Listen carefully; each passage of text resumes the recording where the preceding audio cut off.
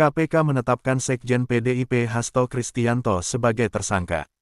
Dalam surat pemberitahuan dimulainya penyidikan KPK, Hasto disebut sebagai tersangka pada kasus dugaan suap yang sama dengan buron Harun Masiku. Surat perintah penyidikan atau sprindik penetapan tersangka Hasto itu bernomor Sprin, Dik. 153, Dik. 00 tanggal 1 Desember tahun 2024 tanggal 23 Desember tahun 2024. Penetapan Hasto sebagai tersangka dilakukan setelah ekspose perkara pada tanggal 20 Desember tahun 2024 atau setelah pimpinan baru KPK mengucapkan sumpah jabatan di hadapan Presiden Prabowo Subianto. Hasto dijerat sebagai tersangka bersama mantan caleg PDIP Harun Masiku yang sudah menjadi tersangka lebih dulu sejak 2020.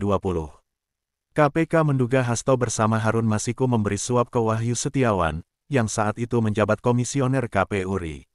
Suap itu diduga diberikan agar Wahyu mengupayakan Harun Masiku menjadi anggota DPR RI lewat proses pergantian antar waktu (PAU). Selain Harun dan Wahyu, KPK menetapkan orang kepercayaan Wahyu, Agustiani Tio, dan seorang swasta bernama Saiful sebagai tersangka. Juru bicara PDIP, Ciko Hakim, menuding ada upaya mengganggu dan menenggelamkan PDIP. Dia menuding ada politisasi hukum. Kami melihat bahwa politisasi hukum itu kuat sekali. Buktinya yang tersangka di kasus CSRBI saja sebanyak 2 orang bisa diralat. Dan, kalau dugaan untuk mentersangkakan Sekjen sudah sejak lama, sangat jelas ada upaya untuk mengganggu PDI Perjuangan dengan tujuan menenggelamkan atau mengambil alih, kata Ciko.